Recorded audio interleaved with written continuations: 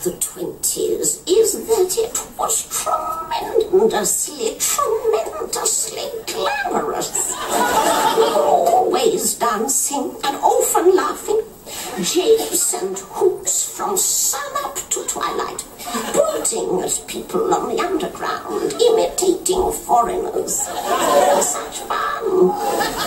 Yes, we had poverty. Yes, we had beggars, and my goodness, they were jolly good at it. There was none of this sex you get so much of nowadays. We didn't do it, and we didn't want to do it.